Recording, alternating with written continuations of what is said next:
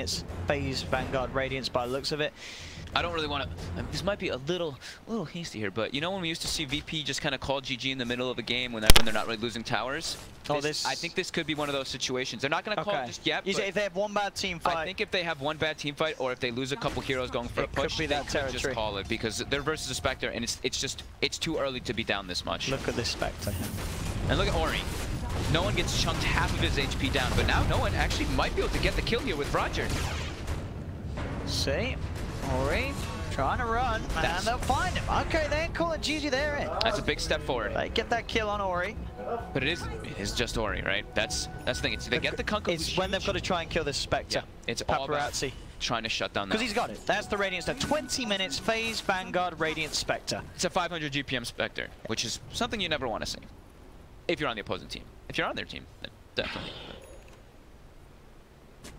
So they're going to have to, for VP, they're going to have to play really well around the cooldowns. Whenever Hunt is up, they've got to try to like gank the Spectre before he's able to use it and join the rest of his team.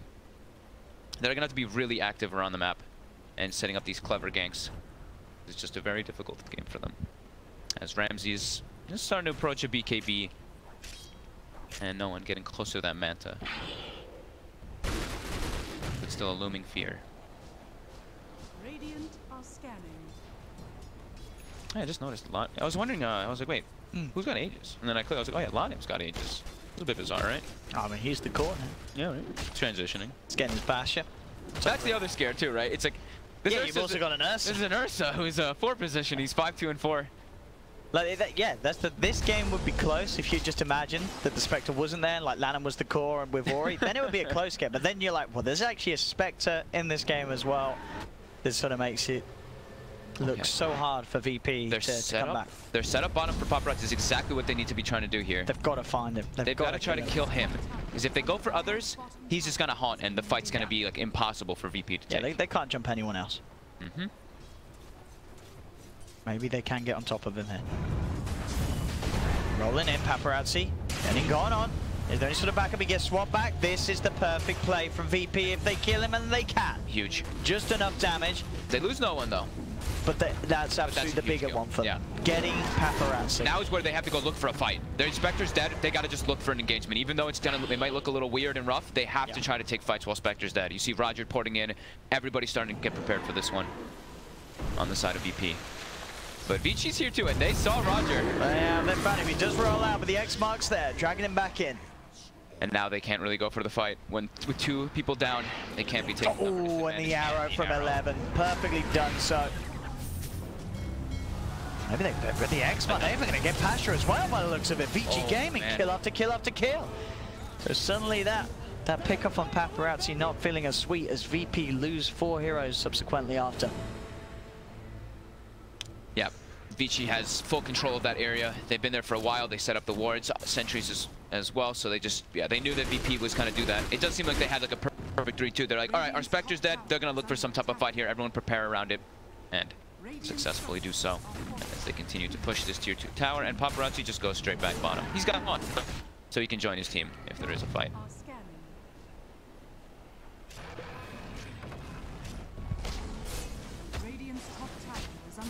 There we go.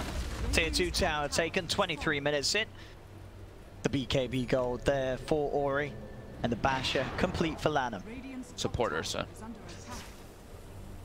That's pretty early timing. That's similar to the one that we saw from what, Kaka yesterday, was it? Or 2 days ago that me and you were doing? Yeah, I think a couple of days ago, yes. That was the one versus Serenity. That game got a little bit weird, but yeah, very good timing for Lanium. All about that, that Roshan, because they saw the wave of terror. VP, 10k behind the BKB now there for Ramsey, so he has got a bit of a chance in the fight where the Haunt's going to be out with that Radiance ticking everybody down. It's going to be tough for the rest of his team. BKB done for 11-2. All these sort of key items out for Vici Gaming now, making the upcoming fights very difficult for VP.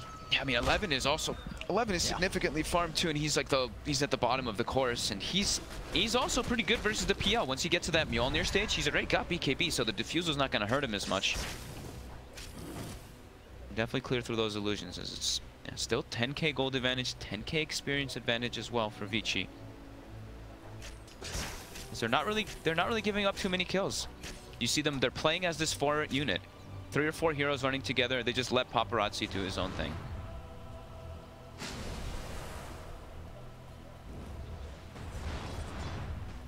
What's going to be No One's next item of choice? Is he going to go for a BKB? He might not be able to. He might just have to go for hard, as the usual POs do. Around mid, they know the Ramses is around it, but as we said with the BKB, it's hard to find an opening. Got Fiend's Grip though. And they find it, they do, they drag it back into the range of it.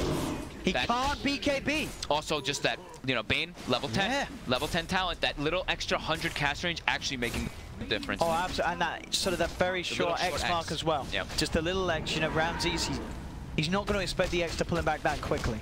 So he's unlikely to instantly BKB. So Vici Gaming very, very smartly playing him out there. Mid lane as well, for themselves to catch. But the boat coming in, Solo will try with the swap out, but out comes the Horde.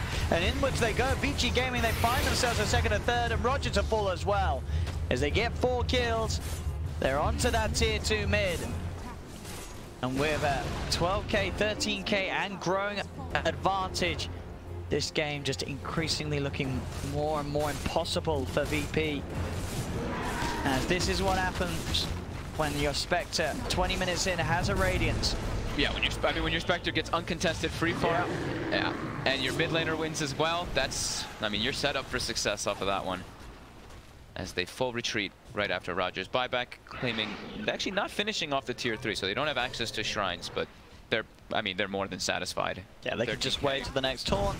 Yep, do it again. They know the VP really is in the rough position at the moment. They've got to do something to bring this back, and we'll see it towards the mid.